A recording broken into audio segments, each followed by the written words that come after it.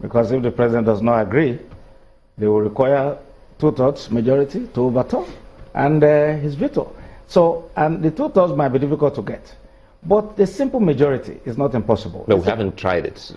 Well, there has been attempt to say electronic voting. When we were trying to make the new amendment, some of us put for electronic voting. And we now concluded that they will use it for accreditation, but not for voting. Now, the system we have now has some challenges.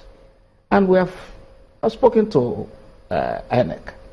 There is iris technology. You can't duplicate that. And it's cheaper than what we're using now. So I have explained that to them.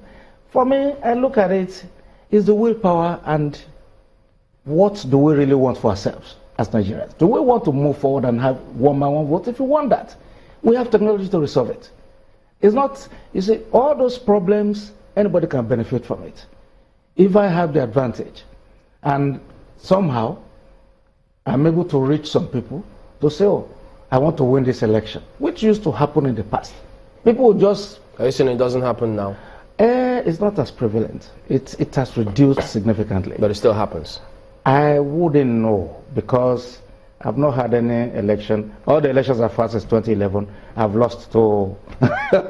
So, I mean, it's difficult for me to now say whether they stole the ballot or whether it's the true reflection of what the people... You know, while a lot of people also point out what they think should change with our electoral system, particularly now, so that we can have that confidence of one man, one vote, they have looked at the recent elections, the major ones conducted by INEC. And they said, look, the only one that happens not to be inconclusive, this last one, your party won. And then they also referred to what the Senate spoke about the other time, where they say the non-appointment of resident electoral commissioners to fill 20 vacancies is in breach of Section 14, subsection 2 of the 1999 Constitution as amended. And they did ask the president to immediately fill up those positions so that the people can have a lot more confidence and then 2019 elections will not be in danger. But at this moment, we haven't read any comment whatsoever about this from the presidency, and they wonder what is going on. Well, again, we have to look at the advisors to Mr. President. It's, as president, I'm ordinarily trying to manage a small company. It depends on, you know, the kind of feeders you're getting from your staff. So, if it's an illegality, I think that should be addressed immediately. Yeah, but the Senate spoke about this, and so do you need an advice to implement this recommendation from the Senate about the Constitution? Well, now the president it's pretty much straightforward. The president needs names of those who will be members of that board. He cannot sit by himself. If you ask the president alone to select people, he probably will select only those that he knows, which probably might come from, most of them might come from Katsina. And at that point, everybody will start shouting. So it's a question of the advisors doing their job, giving the president, this thing is overdue, it needs to be filled, and these are the people that we are recommending or that have been shortlisted, maybe through security or whatever. Give it to him.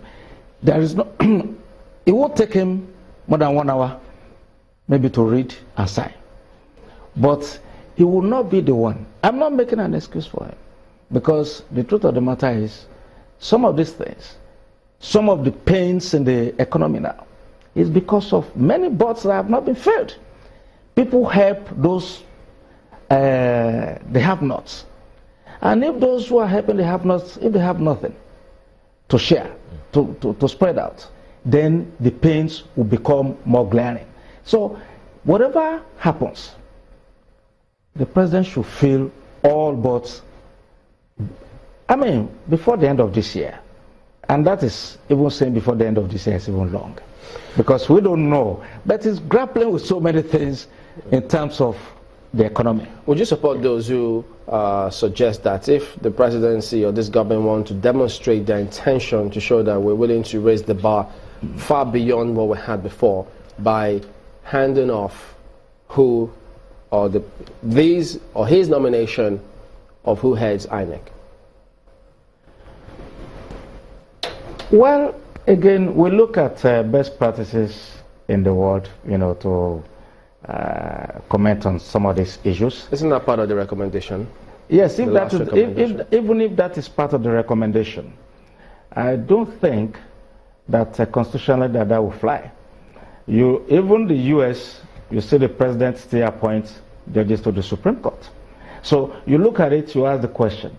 It is the suspicion and the character of the person that sits on the seat. If everybody is fair, if the president is fair in what he does, and he puts the best people, this is what the opposition shouted loudly last time, that no, we don't want the president to appoint chairman of INEC. Yes. So what is the difference now? But the difference now, when the opposition was shouting, that was APC, shouting against the PDP. Now, the PDP might be shouting that the president should not appoint. So why don't the APC do what they were shouting? But what happened at that time, why that recommendation was not part of what we agreed to, is we looked at the best practices all over the world, and we looked at the Constitution. Who is going to now appoint? How can he? Is it going to be by promotion through the system, or how do you look at the logistics of who now appoints the INEC chairman? You see, if you put that institution first, and you put parameters for operation, and people learn to obey laws, anybody that you put there will be guided by the laws that are put there for him to operate within. If we don't do that, if we don't learn to obey the laws, there is no way we will not be having this kind of problems. Now, leaving one person in charge of INEC, when the new appointees are made now, the man is already used to a one-man show. So how do you correct that? There's so many issues, I think the earlier we moved on this, the better.